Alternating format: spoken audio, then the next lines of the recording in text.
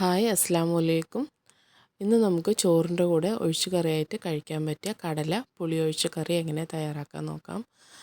കടല സാധാരണ നമ്മൾ പുട്ടിനും ഇടിയപ്പത്തിനും പിന്നെ ചപ്പാത്തിക്കൊക്കെ മസാല കറികളായിട്ടല്ലേ വെക്കുക. അപ്പോൾ ചോറിന് ഒഴിച്ച് കറിയായിട്ട് ഉണ്ടാക്കാൻ പറ്റിയ നല്ലൊരു കടല പുളിക്കറിയുടെ റെസിപ്പിയാണ്. അപ്പോൾ അതിനായിട്ട് ഞാനിവിടെ ഒരു പച്ചക്കടല ഒരു 1.5 കപ്പ് തലേന്ന് തന്നെ കഴുകി നല്ല വെള്ളം ഒഴിച്ചിട്ട് കുതിരാനായിട്ട് മാറ്റി വെച്ചിട്ടുണ്ടായിരുന്നു. അപ്പോൾ കടല നന്നായിട്ട് ഓവർനൈറ്റ് കുതിർത്ത് വെച്ചാണ്. ഇപ്പോൾ കുതിർന്ന് വന്നിട്ടുണ്ട്. ഇത് ഞാനൊരു കുക്കറിലേക്ക് മാറ്റി കൊടുക്കുകയാണ്.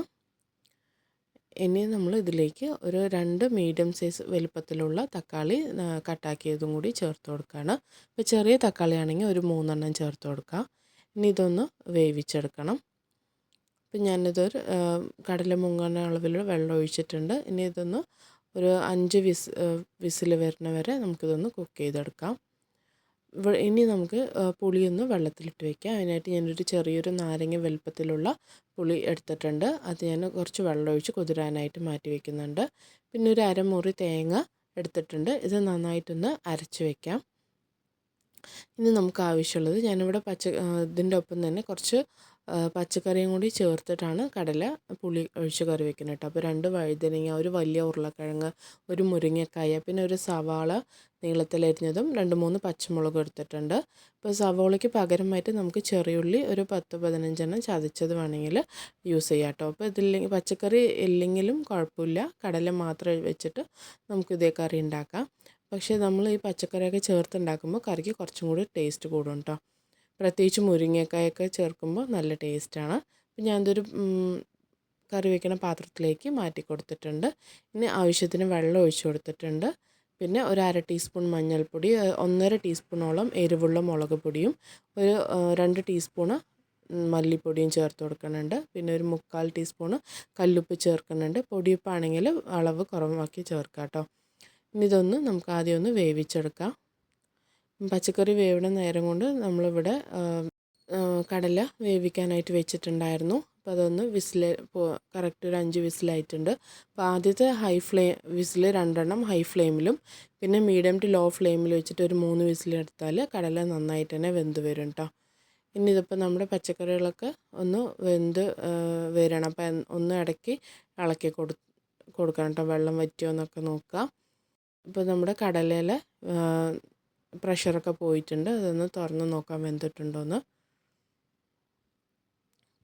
കടല നന്നായിട്ട് വെന്ത് വന്നിട്ടുണ്ട്. തക്കാളിയും കടലയെല്ലാം നന്നായിട്ട് വെന്തിട്ടുണ്ട്. ഇനി നമുക്ക് ഇത് ഇപ്പോൾ നമ്മുടെ പച്ചക്കറി ആ സമയം കൊണ്ട് വെന്തിട്ടുണ്ടാകും. അപ്പോൾ നമുക്ക് ഈ കടല അതിലേക്ക് ചേർത്ത് കൊടുക്കാം.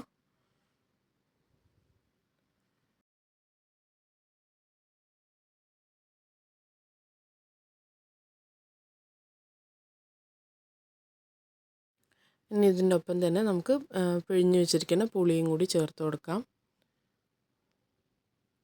പുളിവെള്ളം കൂടി ചേർത്ത് കൊടുക്കുകയാണ്. നമ്മുടെ കറി വന്നിട്ട് ഒരുപാട് തിക്കായിട്ടുള്ള കറി ആയിരിക്കില്ല, കുറച്ച് നീട്ടിയിട്ടുള്ള കറി ആയിരിക്കും കേട്ടോ അത്.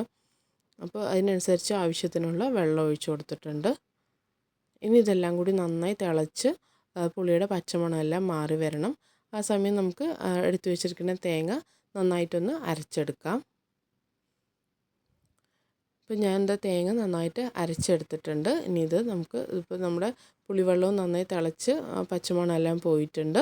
ഞാൻ ഇതിലേക്ക് തേങ്ങയും കൂടെ ചേർത്ത് കൊടുക്കുകയാണ്. ഇനി ഇതൊന്ന് മിക്സാക്കി കൊടുക്കുക. തേങ്ങ അധികം തിളച്ച് മറിയേണ്ട ആവശ്യമില്ല. ചെറിയൊരു തിള വന്നതും നമുക്ക് ഫ്ലെയിം ഓഫ് ചെയ്ത് വിടാം. പിന്നെ മൺചട്ടി ആയതുകൊണ്ട് പിന്നെ ഇരുന്ന് തിളയ്ക്കും കേട്ടോ. അതുകൊണ്ട് ഒന്ന് ഇതുപോലെ ചെറിയൊരു തിള വന്നതും കുറച്ച് കറിവേപ്പില ചേർത്ത് കൊടുത്തിട്ട് ഒന്ന് ഇളക്കി കൊടുക്കുക. എന്നിട്ട് സ്റ്റവ് ഓഫ് ചെയ്ത് വിടാം കേട്ടോ. ഇനി നമുക്ക് കറി ഒന്ന് താളിച്ചെടുക്കാം. അപ്പോൾ അതിനായിട്ട് ഞാനിവിടെ ഒരു പാനിലേക്ക് കുറച്ച് വെളിച്ചെണ്ണ 2 ടേബിൾ സ്പൂൺ വെളിച്ചെണ്ണ ഒഴിച്ച് കൊടുത്തിട്ടുണ്ട്. ഇനി ഇതിലേക്ക് ഒരു ടീസ്പൂൺ കടുകും പിന്നെ കുറച്ച് ജീരകം ചേർത്ത് കൊടുക്കുന്നുണ്ട്. ഇനി നമുക്ക് വേണ്ടത് ഒരു 4-5 ചെറിയുള്ളി ചെറുതായിട്ട് അരിഞ്ഞതും 2-3 അല്ലി വെളുത്തുള്ളി ചതച്ചതും 2 വറ്റൽമുളകും കുറച്ച് കറിവേപ്പിലയാണ്. ഇതൊന്ന് ചേർത്ത് കൊടുക്കുക. കടല ഗ്യാസ്ട്രിക് ഇഷ്യൂ ഉണ്ടാക്കുന്നതുകൊണ്ട് തന്നെ അത് വെളുത്തുള്ളിയും കുറച്ച് ജീരകവും ചേർത്ത് കൊടുക്കുന്നത് എപ്പോഴും നല്ലതായിരിക്കും കേട്ടോ. അപ്പോൾ നമുക്ക് ഇതുപോലെ തന്നെ വേറെ വെള്ളപ്പയർ അതുപോലെ ചെറുപയർ ഇതെല്ലാം ഇതേ രീതിയിൽ തന്നെ കറി വെച്ചാൽ നല്ല ടേസ്റ്റ് ആയിരിക്കും. ഉള്ളിയൊക്കെ നന്നായി മൂത്ത് വന്നിട്ടുണ്ട്. ഈ സമയം നമുക്കിത് കറിയിലേക്ക് ചേർത്ത് കൊടുക്കാം.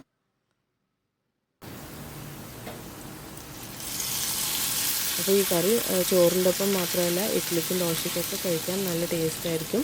ഇതുപോലത്തെ കറി ഉണ്ടാക്കി നോക്കാത്തവരാണെങ്കിൽ ഒന്ന് ഉണ്ടാക്കി നോക്കണം കേട്ടോ.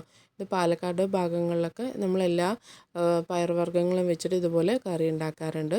അതുപോലെ മാങ്ങയുടെ സീസണൊക്കെ ആകുമ്പോൾ ഒരു കഷ്ണം മാങ്ങയും കൂടി ചേർത്താൽ കറിക്ക് ടേസ്റ്റ് ഉണ്ടാകും. അതുപോലെ ഈ കറീൻ്റെ ഒപ്പം നമുക്ക് ജസ്റ്റ് ഒരു പപ്പടം അല്ലെങ്കിൽ ഒരു മുട്ട പൊരിച്ചതോ അല്ലെങ്കിൽ ഉണക്കമീൻ മാത്രം മതി കഴിക്കാനായിട്ട്, വയറ് നിറയെ ചോറുണ്ണാനായിട്ട്. അപ്പോൾ എല്ലാവർക്കും ഇഷ്ടപ്പെടുന്ന രീതിയിലായിരുന്നു ഈ കറിയുടെ ടേസ്റ്റ് കേട്ടോ. അപ്പോൾ സിമ്പിളായിട്ട് നമുക്ക് ഡെയിലി ഒരു കറി ഉണ്ടാക്കുന്നതിന് ഈ കറി ഒന്ന് ഉണ്ടാക്കി നോക്കുക. അപ്പോൾ വീണ്ടും നല്ലൊരു റെസിപ്പിയുമായിട്ട് വരാം. അതുവരെ താങ്ക്സ് ഫോർ വാച്ചിങ്.